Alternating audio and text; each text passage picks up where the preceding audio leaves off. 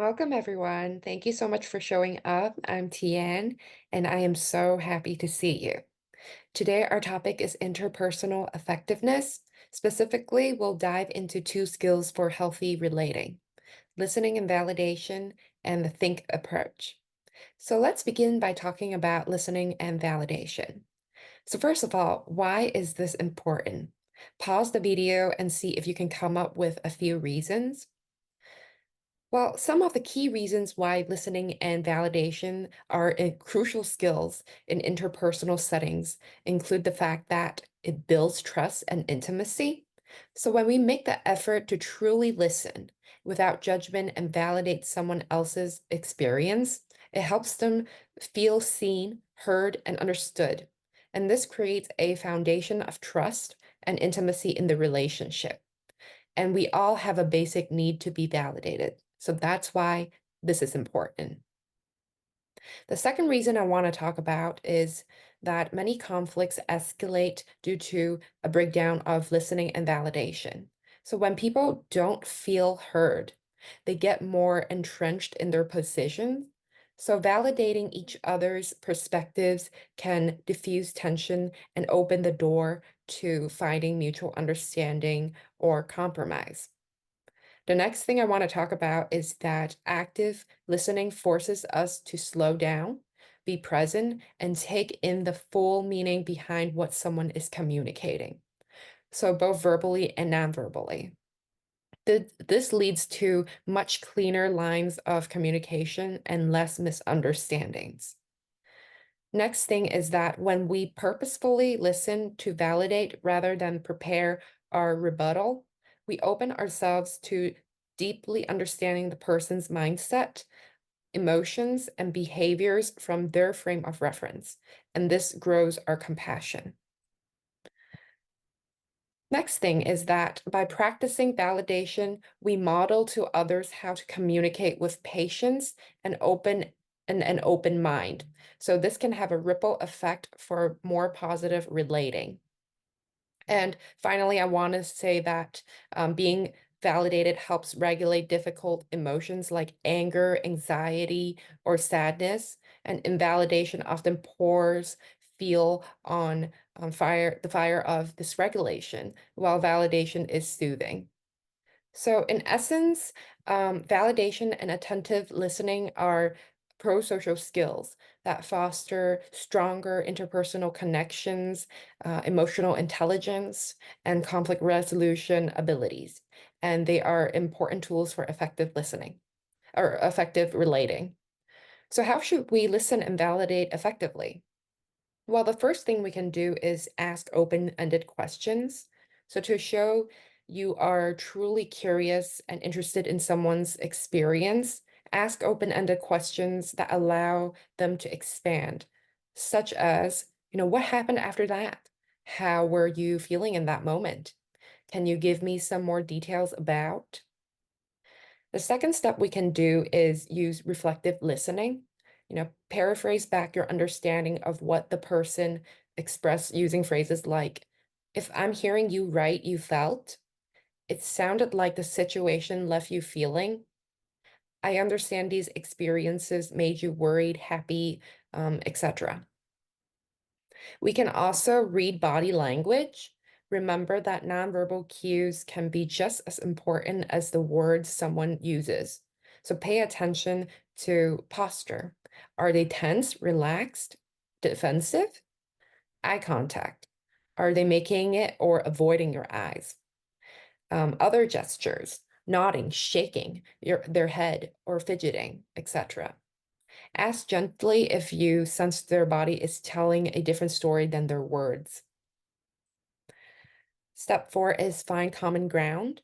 When possible, try to find some aspect of their experience that you can personally relate to and share that connection. For example, when you describe about feeling overwhelmed at work, that really resonated with me. I went through a similar period last year when, you know, insert whatever. So this helps the other person feels understood. The next thing I want to talk about is radical acceptance. Even if someone's perspective is very different from your own, work on accepting it without judgment. Use validating statements like, I may see it differently, but I can understand why you feel the way given your experience. Finally, we have encourage participation. If you sense that the other person has become emotionally disconnected, validate that this can happen sometimes and encourage them to keep sharing. So, for example, I notice you seem to have drifted off a bit, which is understandable when talking about hard things. I'm still listening whenever you are ready or you feel ready. So here's a question for you.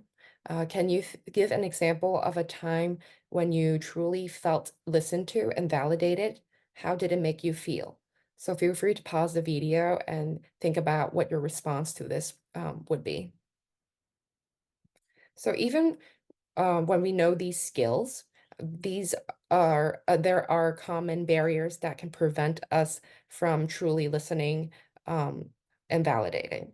So these are a few that comes to mind. Getting hooked on our emotional reactions and going into defensiveness, wanting to problem solve rather than simply validating the other person's experience, and letting our minds wander. So, a discussion question for you is, what are some pitfalls you've noticed that prevents you from truly listening and validating? So take some time to think about this, and then when you're ready, come back to this video.